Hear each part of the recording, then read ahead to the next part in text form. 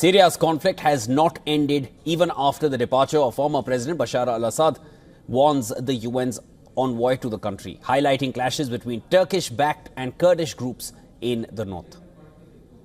The first major challenge is, of course, that the conflict has not ended. Yes, we are seeing a Syria that is stable at present in many parts. Many in Damascus tells me that the law and order improved significantly after 2 initial days of instability. But stability can be fragile in many parts of Syria. Shortly after UN Special Envoy for Syria, Geir Pedersen, spoke, the United States announced it had brokered an extension of a ceasefire to the end of the week between pro-Turkish fighters and Syrian Kurds at the flashpoint town of Manbij, and was seeking a broader understanding with Ankara. And we will obviously look to see that ceasefire extended as far as possible into the future. And it came about through our ongoing diplomatic work with the SDF and with the government of Turkey.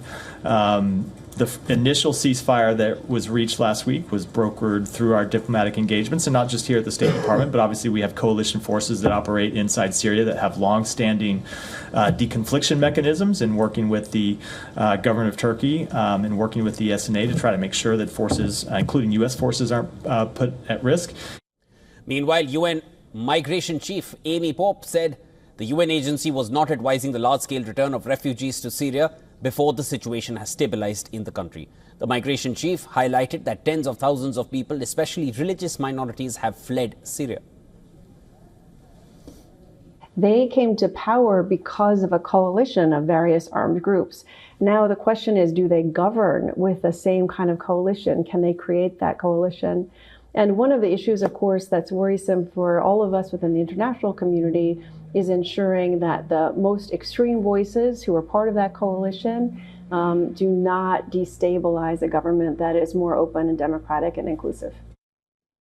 Meanwhile, the UN's humanitarian chief informed the UNSC that after the recent escalation in Syria, more than 1 million people were displaced in less than 2 weeks. In other developments, the military chief of Syria's Islamist group, Hayat Tahrir al-Sham, called on the international community to find a solution to Israel's repeated strikes and incursion into Syrian territory. We view the Israeli strikes on military sites and the incursion into southern Syria as unjust, both the strikes and the incursion. They have no right to be on the Syrian soil.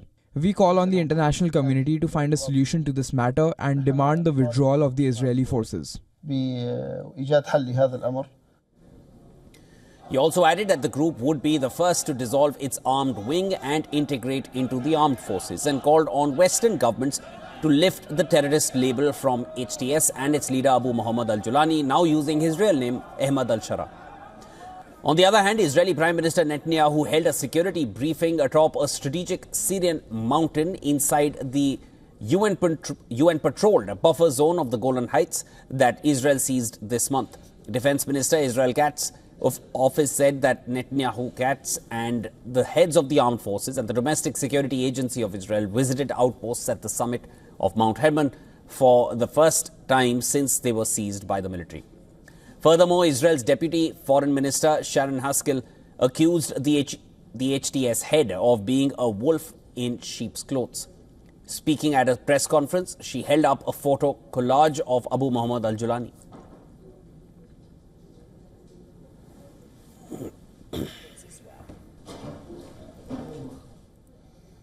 Meanwhile, the UN Security Council has called for an inclusive and Syrian-led political process to be implemented in Syria. For more on this, our correspondent Susan Tehrani has sent us this report. The United Nations Security Council on Tuesday held a briefing on the situation in Syria with Envoy Geir O. Pedersen and Undersecretary General Tom Fletcher, emphasizing the need for an inclusive political process in Syria, as well as restoring state institutions and increasing humanitarian assistance. The international community is now being urged to help with not only humanitarian assistance, but also with the strong messaging to countries around the world that international humanitarian law must be restored, something that the U.S. ambassador to the United Nations also stressed on during Tuesday's meeting. The crisis in Syria has reached a catastrophic level, with 17 million people in need of support right now.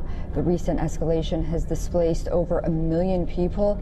It has killed hundreds of civilians as well, and has also interrupted essential services like healthcare and education. Despite the challenges, there is a sense of overwhelming joy among the Syrian population, as well as uncertainty of what's to come.